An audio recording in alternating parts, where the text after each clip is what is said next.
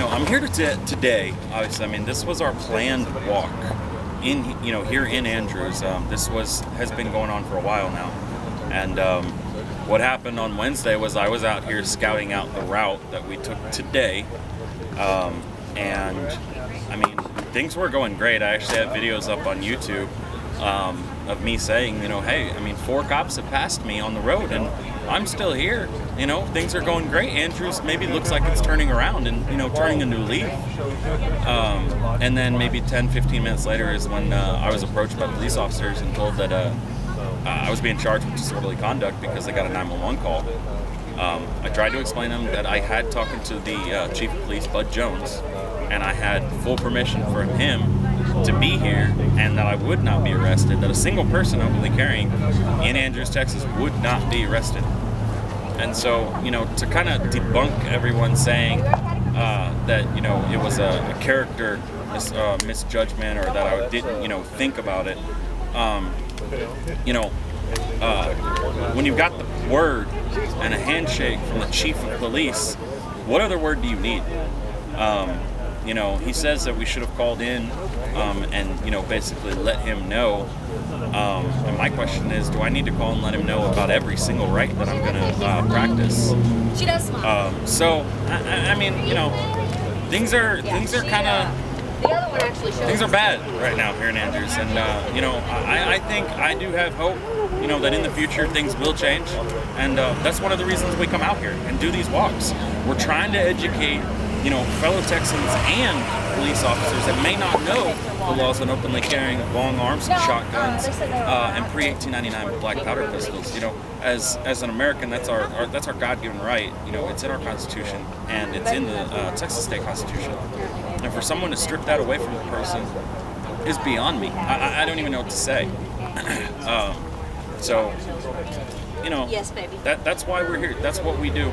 Come and Take It is all about, the safe practice of openly carrying long arms and shotguns and pre-1899 pistols, black powder pistols. And, we do work hand in hand with police officers, and that's why we were there that day, actually talking to him and making sure about, this event. And about a single person maybe coming out here. So I don't know, I'm speechless. I really don't, I don't know what to say about it. It's beyond me how a chief of police could go back on his word that much and be so ignorant of the law that he's supposed to uphold.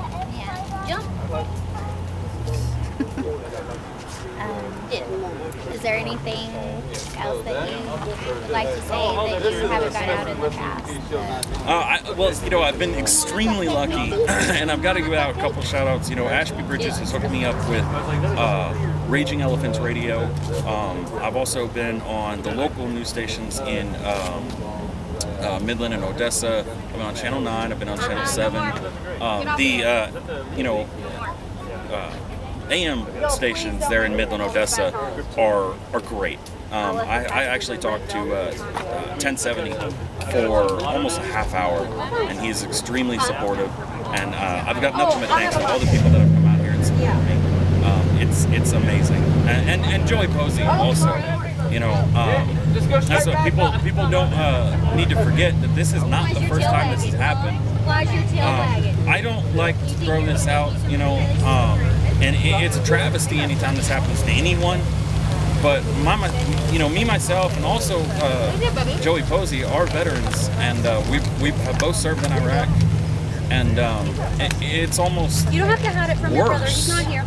in a way when you arrest and falsely charge a veteran for a right that he actually signed a check payable up to up to his life. You remember both? We were willing to lay our lives down for those rights Well, he doesn't do that so that anymore. people here could practice them, and now we can't even do it. It's beyond me. Could you elaborate too on what happened with Kimberly and Matt Salinas, I don't know all the facts. I think maybe we should. As far as I've been told, what was presented? what was presented to me is on Facebook, on News West 9's photo that they put up.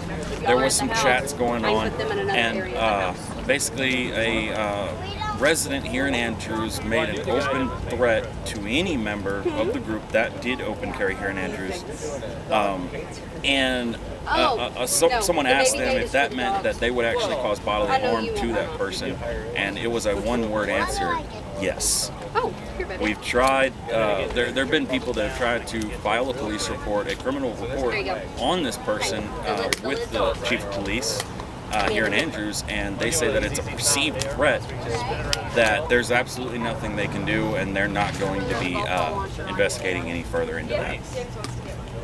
That's really They're crazy. pretty awesome. And she had to drive how far? She drove 70 miles one way to come out here, and that was because, the chief of police, Bud Jones, told her that she could come out here and file a police report until she got here and was told that she can't. So 140 miles round trip she drove for absolutely nothing.